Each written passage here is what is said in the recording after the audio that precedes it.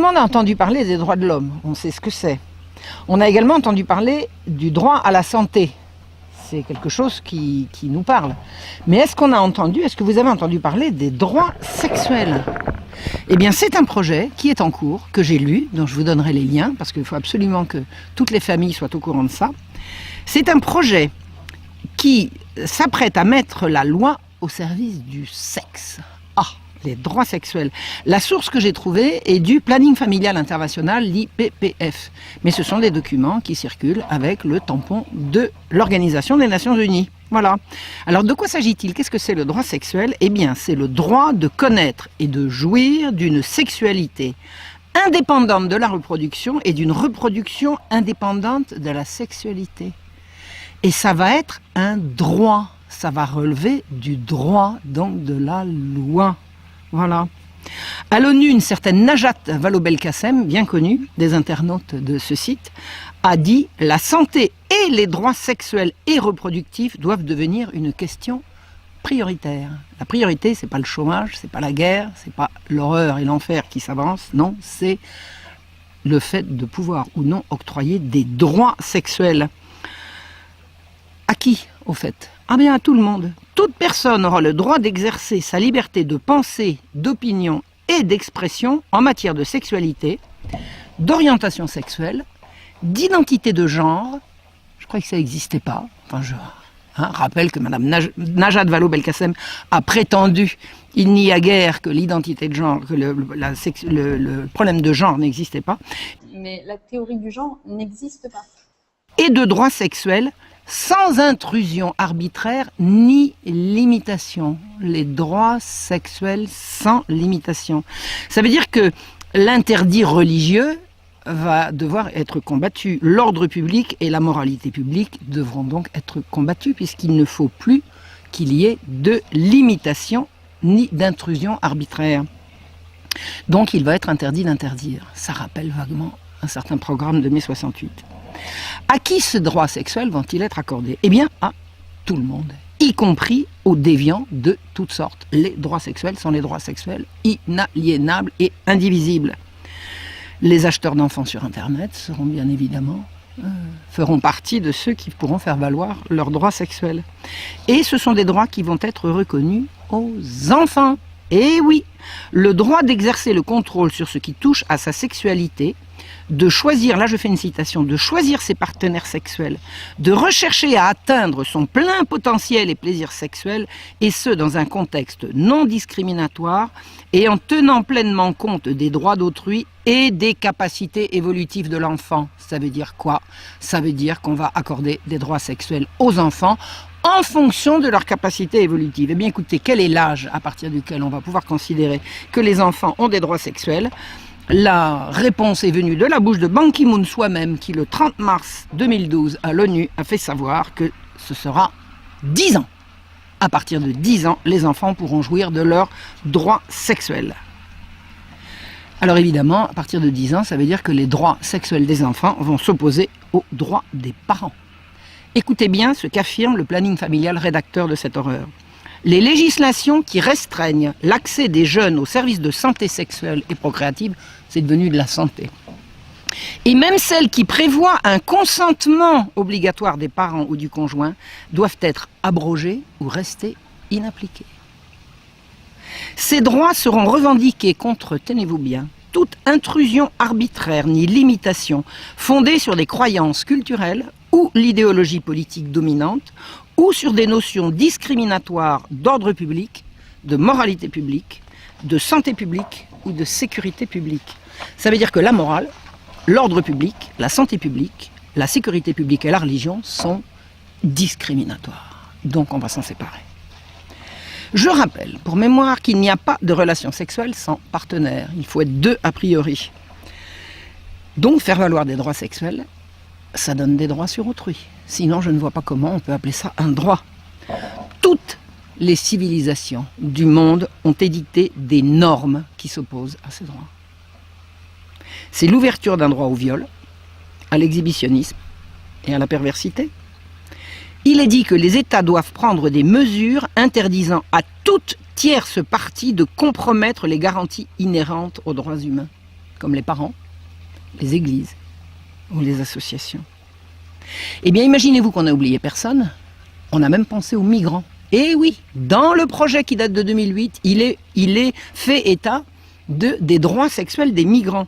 Alors on a vu à Cologne, le 31 décembre dernier, ce que c'était que les droits sexuels des migrants, quand des hordes de populations exogènes se sont ruées sur les femmes allemandes. Pourquoi ? Ils avaient bien le droit, ils avaient besoin. Je vais vous dire quelque chose de plus grave encore, que ce que tout le monde a su qui s'était passé à Cologne. Et encore on l'a su parce que des gens se sont acharnés à faire valoir quelque chose qu'il était tout à fait question de cacher.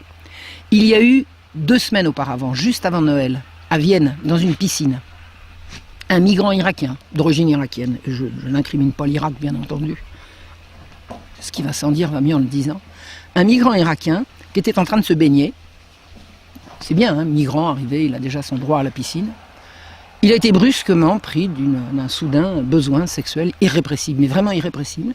Alors il est sorti de l'eau, il est allé dans les cabines, il a trouvé un petit garçon de 10 ans, il l'a violé, puis il est retourné se baigner, quoi ? Il avait des besoins.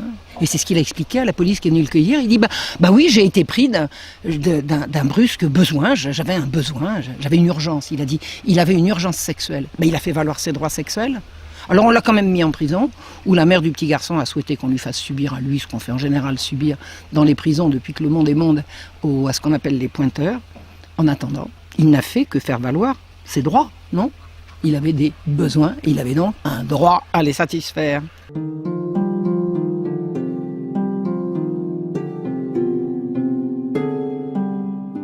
Il est également dit dans cette déclaration que toute personne a le droit d'avoir ou non des enfants biologiques ou adoptifs. Qu'est-ce que ça vient faire là-dedans ? On a le droit d'avoir des enfants adoptifs, donc on a des droits sur les enfants qu'on n'a pas faits, donc on a des droits sur les enfants des autres. Ça vous dit quelque chose qui se prépare ? Et écoutez bien, toute personne a droit à l'obtention de réparation pour violation de ses droits sexuels. Alors là, je vais vous dire, le papa qui m'a fichu une baigne parce qu'il trouvait que j'étais un peu trop maquillée pour aller danser, pour aller sortir, je vais pouvoir le faire mettre en prison. Oui, il a interféré dans mes droits sexuels. Et il est dit, tenez-vous bien, que les enfants auront le droit de se représenter eux-mêmes en justice pour faire valoir leurs droits sexuels. Contre leurs parents, évidemment, contre qui voulez-vous que ce soit. Eh bien, dans tous ces droits, il y en a 30 pages, je vous donnerai le lien, il faut absolument que les Français prennent connaissance de cette horreur qui circule dans toutes les langues, hein. Moi je m'adresse aux Français, mais les autres pays sont concernés. Dans ces 30 pages d'horreur, il n'est nulle part question d'interdire ni l'inceste, ni la pédophilie, évidemment. Il ne s'agit pas d'interdire, il s'agit d'interdire. Alors qui défend toutes ces horreurs ? Alors je vous ai dit, le planning familial américain. Et à l'origine, il y a l'Institut Kinsey, de sinistre réputation. Alors Kinsey, c'est ce pervers sexuel qui a inventé la révolution sexuelle dans les années 40 et 50, 1940-1950. C'est lui, c'est un pervers qui a inventé la révolution du même nom. Mais l'Institut Kinsey est mort depuis longtemps, c'est l'Institut Kinsey, donc l'institut qui porte son nom, qui vient de se voir accorder l'année dernière le statut de conseiller au Conseil économique et social de l'ONU. Eh oui, un institut fondé par un grand pervers sexuel et maintenant conseiller à l'ECOSOC. Et la France de François Hollande a signé pour l'obtention du statut de conseiller à l'Institut Kinsey. Alors, par qui sont soutenus les droits sexuels ? Par Amnesty International, le planning familial, on a compris, Amnesty International, tout le gouvernement français, avec en tête Madame Belkacem et Madame Laurence Rossignol, le secrétaire général des Nations Unies, Ban Ki-moon, il les défend, Médecins du Monde, le gouvernement américain, tout le monde, toutes les institutions internationales défendent la notion de droit sexuel tel que rédigé en 2008 par le planning familial international. Ça s'appelle de la corruption de mineurs organisée à l'échelle de la planète. C'est l'innocence, la pudeur, l'intégrité des enfants qu'on vise à détruire. C'est l'avenir de l'humanité qui se joue.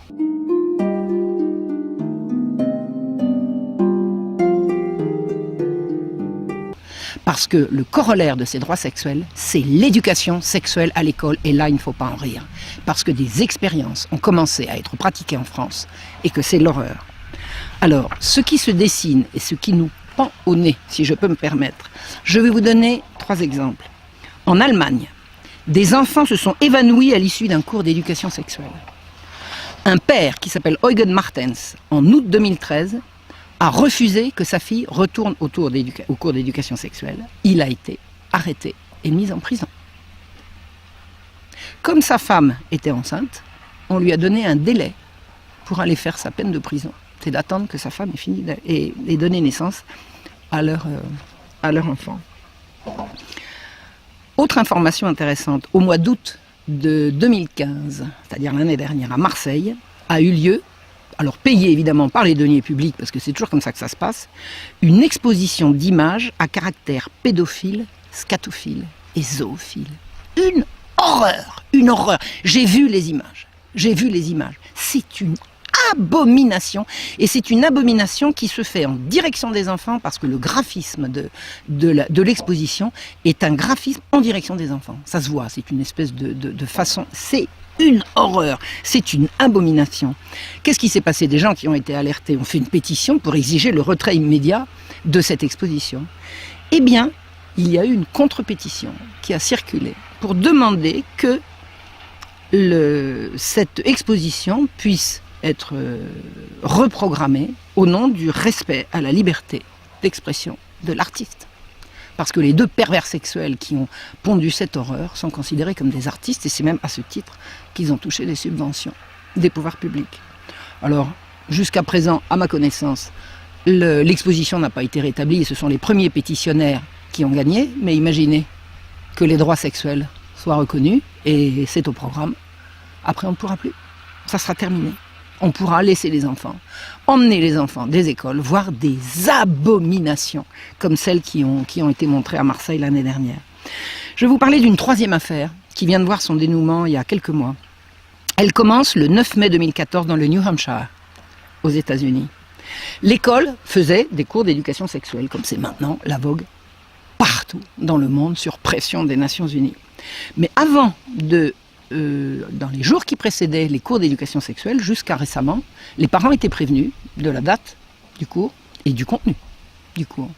Et un jour, une jeune fille, dont le prénom m'échappe, dont le père s'appelle Baer, William Baer, la jeune fille de William Baer, qui a 14 ans, arrive à la maison complètement traumatisée, et elle raconte ce qu'on lui a montré à l'école. Le père est furieux. Pourquoi il est furieux? Non seulement parce qu'on a montré des horreurs à ses enfants, mais parce que habituellement il était prévenu et que là il ne l'a pas été. N'écoutant que son devoir de père, il a pris ses pieds, il est allé à l'école et il est entré au conseil de classe, où là il a dit ce qu'il pensait. La directrice de l'école lui a demandé de respecter son autorité et de ne pas l'interrompre. À quoi le père a dit: et ma fille, l'avez-vous respectée? Qu'a fait la directrice? Eh bien, elle a appelé la police. La police est venue arrêter William Baer, l'a menotté, l'a mis en prison et a réussi à obtenir un jugement de $1 200 de réparation pour outrage, parce qu'il avait défendu sa fille. Il a réussi à obtenir gain de cause. C'était pas le genre à se laisser faire. Il s'est battu. Eh bien, imaginez-vous que si l'horreur des droits sexuels passe, on ne pourra plus se battre. Et ce genre de père restera en prison pour violation des droits sexuels de ses enfants.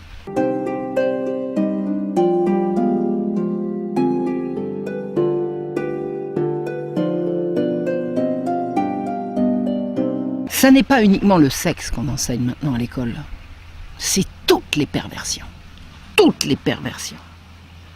On banalise toutes les déviances et ça passe par l'école. Je vais vous donner une citation que je tiens de Nigel Farage, qui a beaucoup fait parler de lui récemment à propos du Brexit et de son soutien à Donald Trump. Il m'a dit au mois de septembre 2014, je vous donnerai le lien avec la minute précise où il s'exprime. Il explique: il y a 10 ans, quand les États membres ont dû choisir leur commissaire, les Italiens ont porté leur choix sur un conservateur nommé Buttiglione. Il a répondu à plusieurs interviews. Il a dit qu'il pensait que, en général, il était préférable, tant que les finances le permettaient, que la mère puisse rester à la maison jusqu'à ce que l'enfant soit en âge d'aller à l'école. Ça a été considéré comme épouvantable. Il n'a pas été retenu. Il n'est pas devenu commissaire.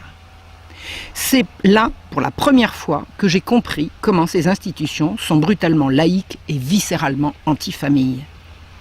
Suite de la citation de Nigel Farage: Quand on parle de l'Union européenne, on en parle généralement en termes de politique, de souveraineté, d'un manque de démocratie, mais il y a quelque chose de plus profond qui se passe, et qui est une tentative délibérée de détruire nos sociétés.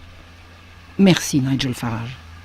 Vous savez ce qui se prépare? C'est la fin programmée de l'enfance et de la famille. Et maintenant, on fait quoi?